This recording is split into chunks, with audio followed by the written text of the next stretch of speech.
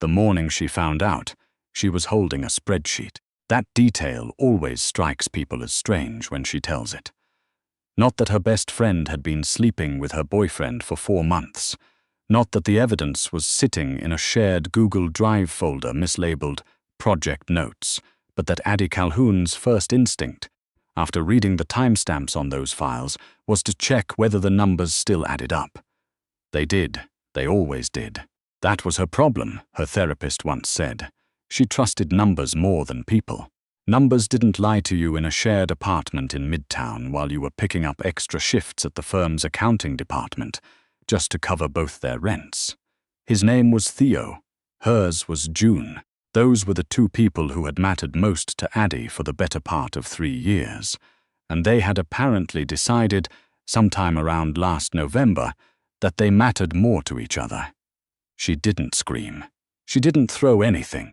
She closed her laptop, finished her coffee, it had gone cold, which felt appropriate, and called her sister in Tucson, who didn't pick up because she never picked up, and then she sat on the edge of her bed and looked at the water stain on the ceiling that she had been meaning to report to the super since February, and thought, well, there it is. She was 28 years old. She had a bachelor's in accounting, $11,400 in student debt, a lease she couldn't afford alone, and a very precise understanding of exactly how much her life was not going according to plan. She was also, and this is the part she never quite knew how to explain, completely out of tears. So she went to work. The Vantage Group occupied the top 4 floors of a building on 6th Avenue that had a name nobody used, and a lobby that smelled like money, that specific, faintly chemical smell of new carpet and recirculated air, and the kind of confidence that costs about $400 a square foot. Addie had worked there for 2 years and still felt slightly like a trespasser every time she walked through the revolving door. Her supervisor, a man named Gerald who wore the same 3 ties in rotation, and had never once asked her how she was doing, handed her a file at 9:02 a.m. and told her it was urgent. "Client meeting at 2, he said. "Make sure the consolidated ledger reconciles. There were some irregularities flagged in the Q3 audit." "Irregularities," she said. "You know what that means." She did. It meant someone had been sloppy or creative. Sometimes both. She took the file back to her desk, which was in a corner of the open office floor that received exactly 45 minutes of direct sunlight per day. She had measured and opened it. The client name on the folder was Kellner Industries. She had never heard of it. That was not particularly unusual. The Vantage Group handled a lot of clients whose names she hadn't heard of, which was generally a sign that they preferred to keep it that way. What was unusual was the size of the numbers. She spent the next 3 hours with her head down, cross-referencing figures across 7 subsidiary ledgers, and by noon she had found 2 things. The irregularities Gerald had mentioned, which turned out to be a fairly clumsy attempt to reclassify operating expenses as capital investments, first-year associate-level stuff, honestly embarrassing, and a second layer of anomalies beneath those, the kind that didn't flag automated systems because they weren't mistakes. They were patterns. Small, deliberate, elegant patterns that moved money across accounts, in a way that technically balanced but practically meant something was being buried. She sat with that for a moment. Then she got up, went to the kitchen, poured herself a cup of coffee that was somehow worse than the cold one she'd had at home, and stood at the window looking out at the street below, where a man in a suit was arguing with a cab driver, and pigeons were doing what pigeons do, which is to say they were being completely indifferent to everything. What she should do, she thought, was flag it to Gerald and let him handle it.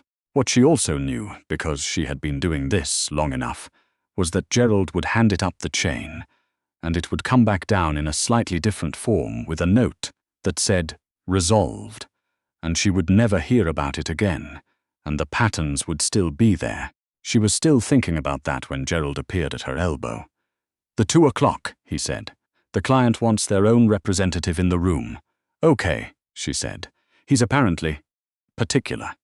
She looked at Gerald. Gerald looked at the middle distance in the way he did when he wanted to communicate something without technically saying it. "How particular?" she said. The kind of particular that gets his own elevator. His name, she learned approximately 40 seconds before he walked through the conference room door, was Kellner. Just Kellner. No first name offered, no introduction beyond that single syllable, delivered by his attorney, a thin man named Cresswell, who had the energy of someone who had stopped sleeping sometime around 2019 and hadn't noticed, as though the name itself was sufficient explanation, as though she was supposed to know what it meant.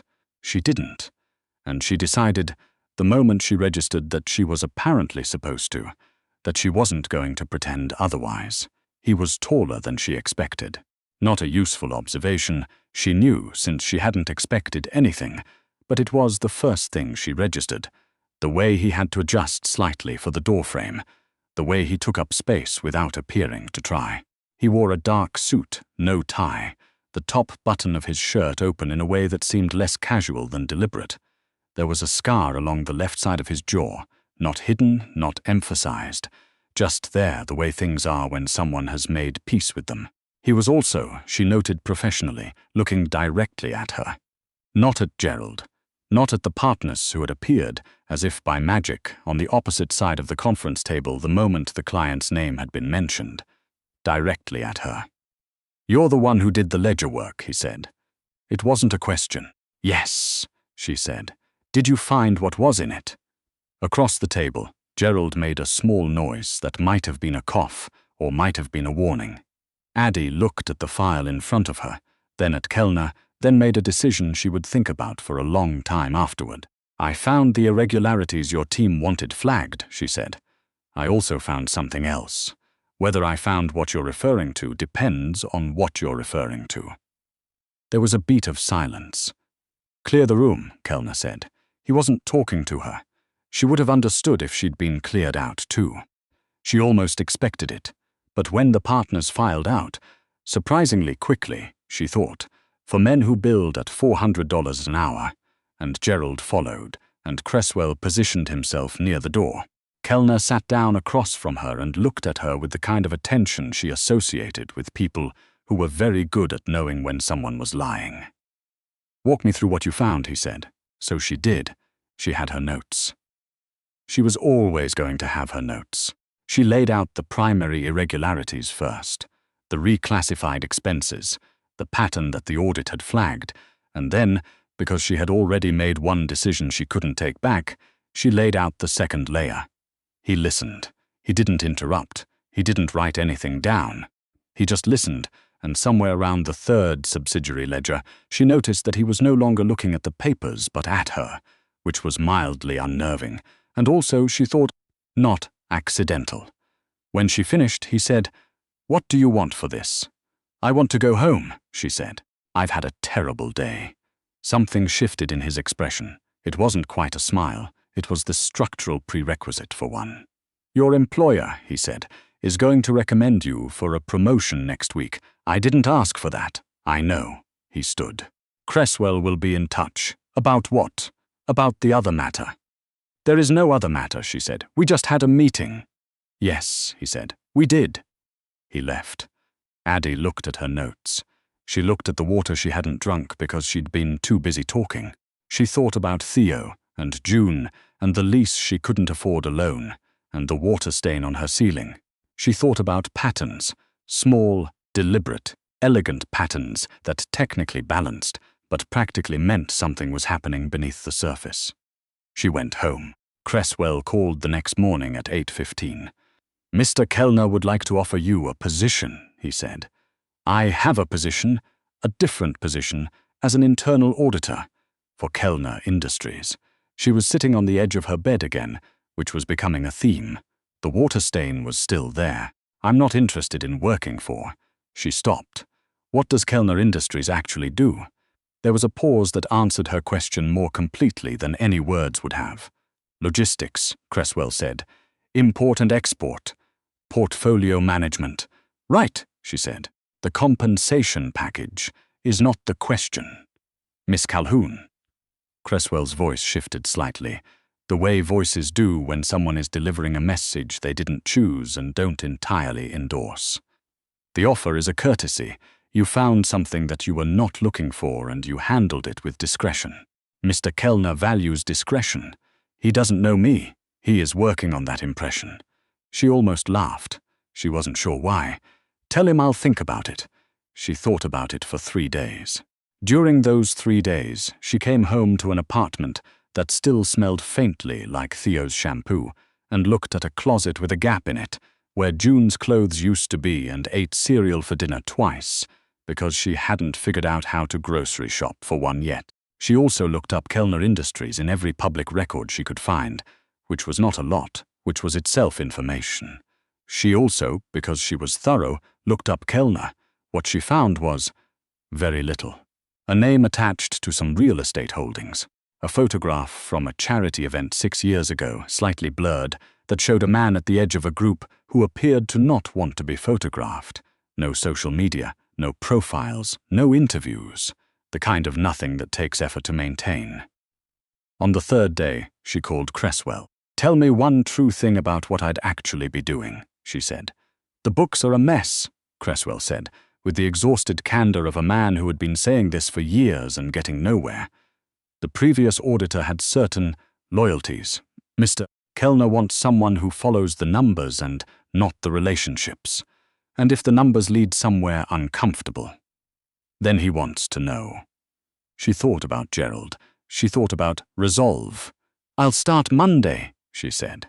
The offices of Kellner Industries were not what she expected. She had anticipated something designed to intimidate. Marble, maybe, or that kind of glass that's tinted just dark enough to feel exclusive. What she got was the 8th floor of a building in the West 30s that smelled like industrial cleaner and old coffee, with furniture that looked like it had been chosen by someone who thought furniture was a problem to be solved rather than a statement to be made. She liked it immediately. She wasn't sure what that said about her. Her office, actual office, door that closed, window that got more than 45 minutes of sun, had a filing cabinet, a desk, a chair, a second chair for visitors, and approximately 12 boxes of documents that had clearly been deposited there in a hurry. She was still unpacking the first box when Kellner appeared in the doorway. She had not heard him coming. She was not sure how that was possible, given that he was a large man in a quiet hallway, but it seemed to be a skill. You actually came, he said. I said I would. People say a lot of things. She set down the folder she was holding. Do you come and watch all your employees unpack, or is this a first-day thing? I wanted to see the expression when you opened the boxes. The expression. You looked annoyed. But not surprised. That's useful. She considered him for a moment. The suit, again dark. The open collar, again deliberate. The scar she had already catalogued. The way he stood in doorways like he was deciding whether the room deserved him. He looked, she thought, like someone who had been running on efficiency for so long that he had forgotten it was possible to run any other way. She recognized that particular kind of exhaustion. I'm going to need access to everything, she said. All of it. If there are things you want to keep off the ledger, this won't work. There are things that can't go on paper, he said. Then tell me about them out loud and I'll work around them. But I need to know what I'm working around. He looked at her for a moment that went on slightly longer than business required. Monday afternoon, he said. My office. 1 hour. I'll bring it, he said, and left. The Monday meeting was the first of many. They established a rhythm that neither of them named or acknowledged. Tuesday mornings she sent him a summary of what she'd found in the previous week's review. Thursday afternoons he appeared in her office, and they argued about it. And argue was the right word. He pushed back on her conclusions the way someone does when they're testing the structure, rather than disagreeing with the outcome, and she held her positions the way she held everything, which was with both hands and no apology. What she was doing, she understood gradually, was untangling years of creative accounting that had served purposes she was only partially allowed to know. Money that moved between subsidiaries in patterns that made fiscal sense if you accepted certain premises she was not asked to accept. Contractors who didn't exist. Expenses that had no receipts because the things they had paid for had no paper trail. She found a discrepancy in the 3rd week. a large one.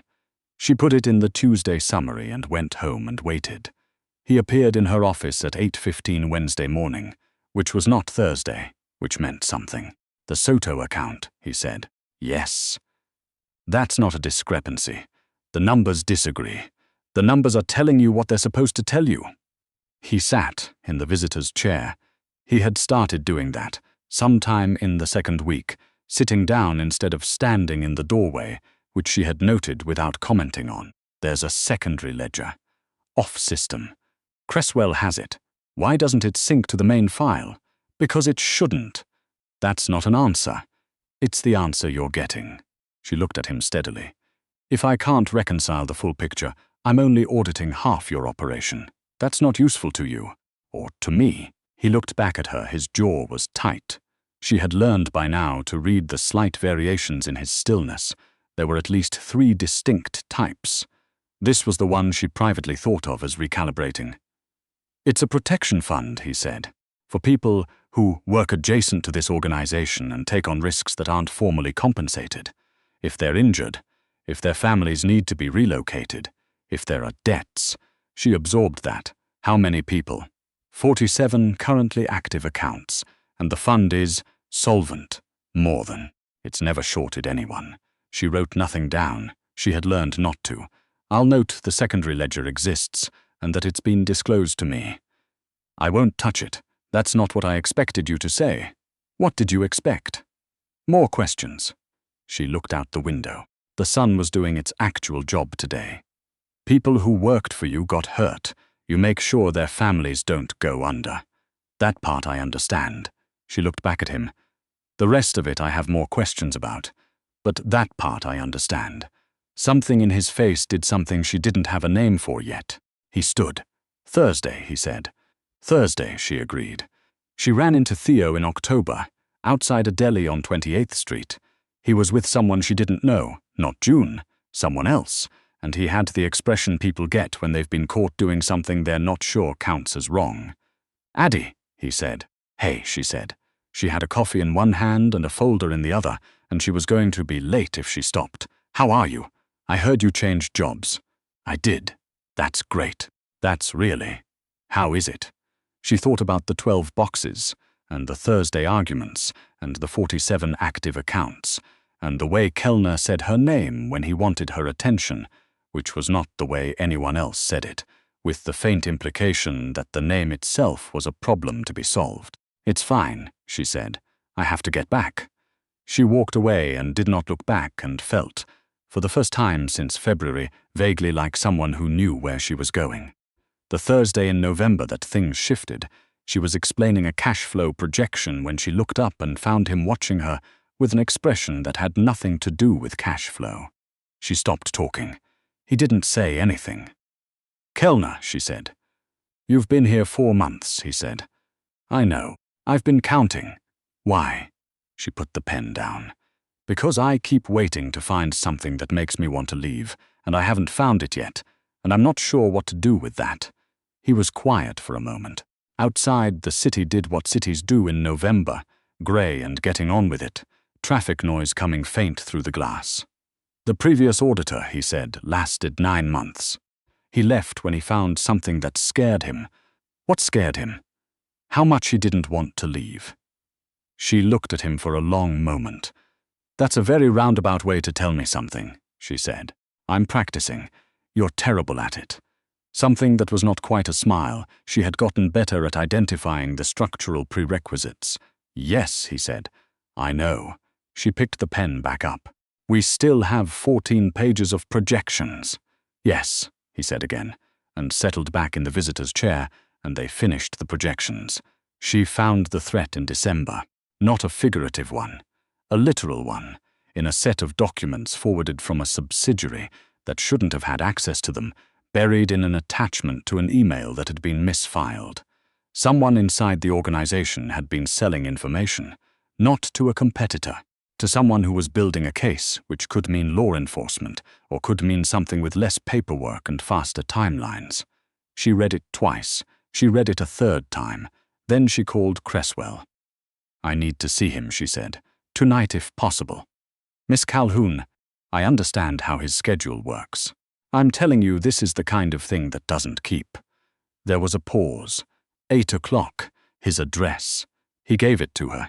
It was an apartment in a building she'd walked past 100 times without thinking about. The elevator required a key she hadn't known she'd needed, until the doorman handed her one with the expression of a man who had been told to expect her. He answered the door himself. No suit this time, just a dark shirt, dark trousers, the scar she had catalogued, and the look of someone who had been expecting bad news and was checking to see how bad. She handed him the documents. He read them standing up in the hallway, and she watched his face go completely still in the way it went when he was recalibrating, but slower this time, more deliberate, like he was building something load-bearing behind his eyes. "Come in," he said. His apartment was as unsurprising as his office. Functional, exact, no statement being made except the one that said he'd rather spend money on other things. There were books, which surprised her. There were also 2 framed photographs, which she tried not to look at because it felt like an intrusion. She sat on a couch that was a very good couch, but trying not to advertise it. He sat across from her and looked at the documents again. "You know what this means," he said. "It means someone in your organization isn't anymore. It means I have a problem I have to solve quickly. I know." She paused. "I can narrow the access pool. Whoever sent this had to have had access to both files, the primary ledger and the subsidiary forward. That's 8 people." He looked at her. "You already did the math. I did it on the elevator." He set the documents down on the table between them. He leaned back and looked at the ceiling with the expression of someone conducting a conversation with himself and losing. Then he looked at her. "Why did you bring this to me instead of walking out with it?" he said. "Because I don't work for whoever is building that case. I work for you. You could have negotiated something very favorable with those documents. I'm aware of what I could have done with them," she said, and she heard it come out with an edge she hadn't planned for because she was tired and it had been a long year, and she was 28 and she had lost her boyfriend and her best friend and her lease within a week, and she had spent 4 months building something in an office on the West 30s that she kept waiting to want to leave. And she hadn't wanted to, and she was still not entirely sure what that meant, except that when she found something that mattered to her, she did not sell it. "I know exactly what they're worth. I know what everything is worth. That's not the same as having a price." He was very still. "No," he said quietly. "It's not."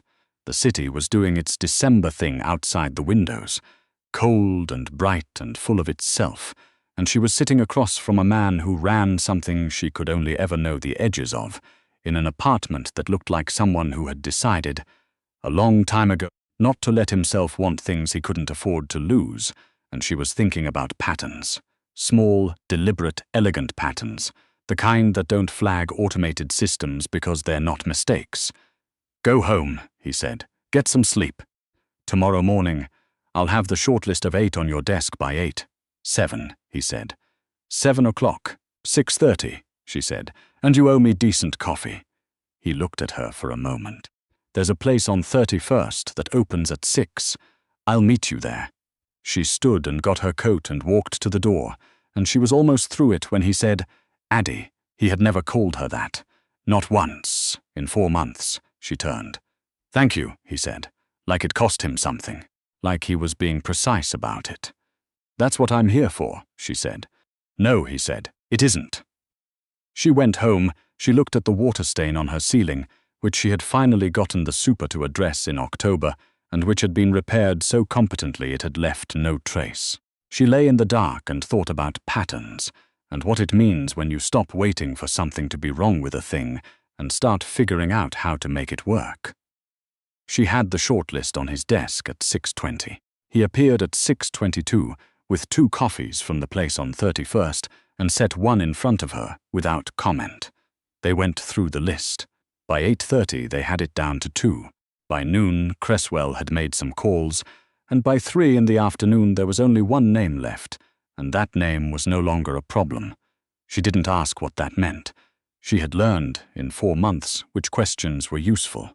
What she did was close her files, straighten her desk, and stand in her office for a moment, looking out the window, and think about what she wanted. She had always been better at what she didn't want. She didn't want to be invisible. She didn't want to be useful and forgettable. The person in the corner office with 45 minutes of sun, who finds the patterns and then hands them up the chain. She didn't want to spend her life balancing books that other people got to make decisions about. She wanted to be in the room. She knocked on his office door. "Come in," he said, which was how she knew he knew it was her. Everyone else he made wait. She came in. He was at his desk, and he looked up, and she could see that he was still running on efficiency, but that something else was trying to get through. "I want a seat at the table," she said. "Not audit, not internal review. I want to be in the decision-making meetings. I want to know what I'm actually working with." He put down his pen. "You know what that means, yes. Once you're in those meetings." "I know," she said. "I've thought about it." "Have you thought about it enough?" She had been thinking about it since October, since the deli on 28th Street, since the moment she walked away from Theo and felt like someone going somewhere, rather than someone leaving. She had been thinking about it the way she thought about everything she actually cared about, which was carefully, from every angle, with all the numbers accounted for. "The ledger balances," she said. I checked. He looked at her for a long moment. Outside, December was being relentless in the way December gets. Short days, early dark, the city getting on with it regardless. "Tuesday," he said. 11 o'clock. "There's a meeting. I'll be there. You won't like everything you hear. I don't like everything I hear now. I'm still here." Something happened to his expression. Full this time, not a prerequisite, not a structural condition, but the thing itself, brief and unguarded, and she thought, there it is, there it actually is. "Yes," he said. "You are." She went back to her office. She sat down at her desk. She opened the file she had been working on before she knocked on his door, and she found her place. And she kept going, because the numbers were not going to audit themselves, and she had always, in the end, been good at her job. But she was smiling, a small, private, stubborn smile, the kind that happens when you've been waiting to want something for a long time, and you finally let yourself admit that you already do. That was December. By March, she had a seat at every table that mattered. By March, she knew which questions to ask and which to answer, and which to let sit in the room and do their work. By March, Kellner had started using her first name like he'd been doing it for years. Easy, without performance, the way you say the name of something you've stopped imagining losing. She never did leave. The numbers, as always, added up.